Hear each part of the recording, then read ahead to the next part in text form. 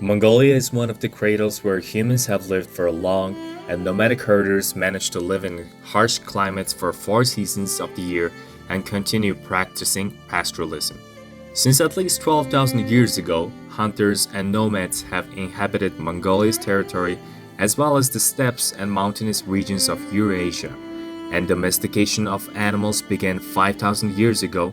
Archaeological findings, funeral structures, petroglyphs, deer stones, and sacrificial stone structures belonging to the Bronze Age period are evidence that horses were domesticated in Mongolia 3,400 years ago.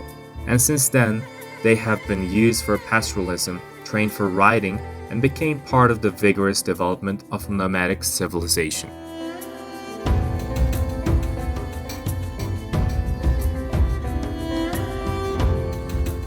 The Mongolian nomadic culture was formed in the inseparable ties and cult of pasture, livestock, herdsmen.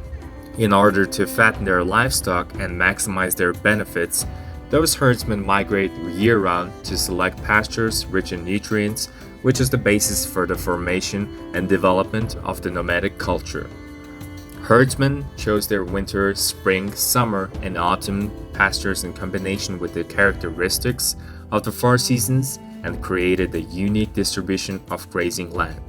It has been passed down through generations as a wonderful method of regenerating the earth through nature. Herders do not migrate to the same place for a long time. They migrate where their livestock wants to go, and their livestock is in perpetual cycle of well-being, breeding, and the ability of their owners to live without scarcity and to use their pastures properly. The migration tradition of Mongolia has led to the development of a rich heritage of intangible cultural heritage, with the content and philosophy of respecting nature, the living space, and other people.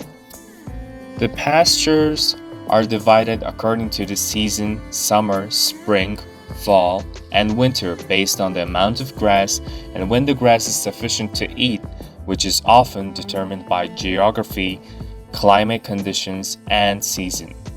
Simply put, herders stay in a pasture as long as there is enough grass.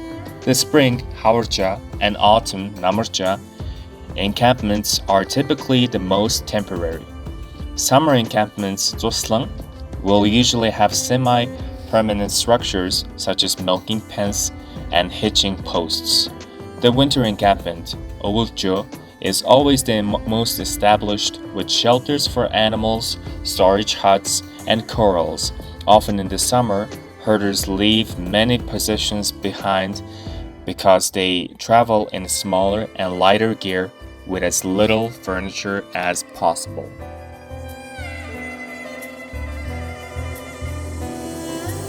Otter is a short-term seasonal migration, which is conducted mostly from the tail of autumn till the head of spring, looking for greener pastures for their livestock.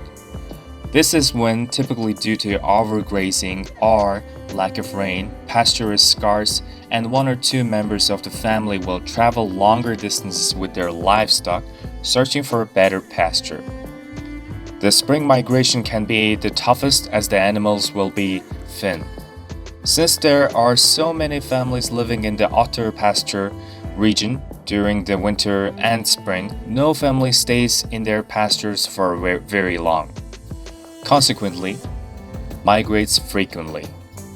The main reason for frequent land changes is that it quickly creates the capacity for pasture and provides a chance for regeneration. Taking the number of livestock, cultural ecological space, and geography of herdsmen's migration into account, migration types are identified as follows: taiga area, highland area, steppe area, and in Gobi area. The rituals and customs associated with the nomadic migration are slightly different from one another because of the difference in ethnic groups and terrain's characteristics, in addition to the days of migration, the animals, and the equipment used to carry the load. There are many types by load, such as camel ridges, yak ridges, reindeer ridges, bullock cart, and camel cart. In the hot and dry climate of the Gobi region, herders live mainly by herding camels. These camels are trained from being young and used for carrying loads. Families who migrate by camel usually travel at least 50 kilometers to change their camels and sometimes make long distance migrations that can take up to 5 days. Herdsmen living in the steppe region use yak carts. However, in rugged and high mountain areas, herdsmen cannot use yak carts, so they move on the ridges of camels and cattle.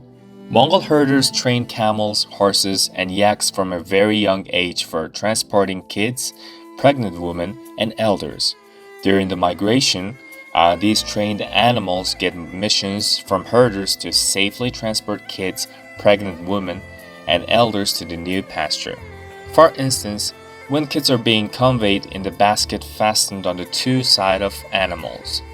That way, fear is ridden and bond between human and animals gets strengthened.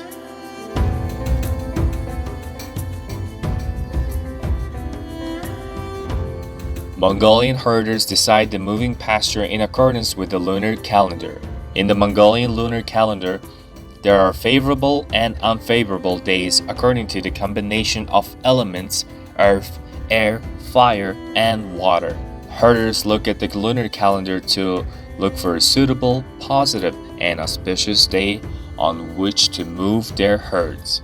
In the pre-migration period, they prepare for the migration and perform certain rituals such as tidying the surrounding area, burning the trash, assembling the cart, and preparing the camels and other animals. The fact that Mongolian nomads clean the base of their gear is one of the simplest ways to take care of nature. Moreover, lighting the juniper and thyme is gesture of gratitude for Mother Nature and God for well-being.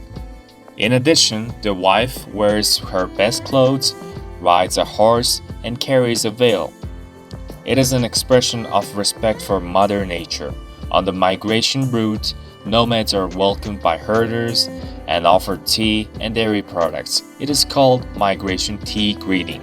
In the new pasture, the family members who have moved to the new pasture will be assisted in the reassembling of the yurt and animal shelters and will become good neighbors in the future. The most common dwelling used by nomads is a ger.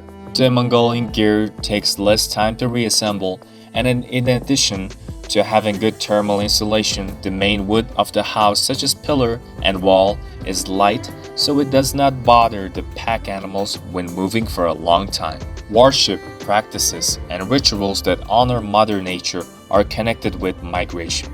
For instance, when a herder arrives at the new pasture, they have to offer its tea and milk to Mother Earth. The custom of preparing new tea, welcoming the nomadic family with food and drinks is still preserved and transmitted from generation to generation. Nomadic Mongolians have a unique way of preparing food and making clothes adapted to their nomadic life and seasonality. For instance, one of the main driving forces behind the Darkhat tribe's migration in Husul region is the traditional Darkhat salt tea.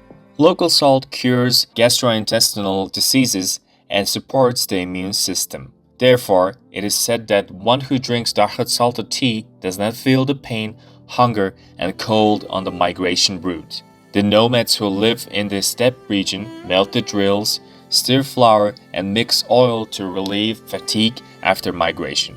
The halmak, clotted cream, is very tasty to eat. Once you eat the halmak, you will be healthy and won't feel pain, hunger, and fatigue during the journey. Mongolian nomadic customs and practices affect human morals and upbringing, such as living in harmony with Mother Nature, valuing and cherishing the water that washes the fallen land, lovingly protecting livestock, pastures, flora, and fauna, and continuing the history of our ancestors, so it is a fundamental value for humanity. Nomadic Mongolians have developed a civilization of common life through wealth creation, the establishment of a nomadic state, urban development, commercialization, religion, literacy, culture, education, and science.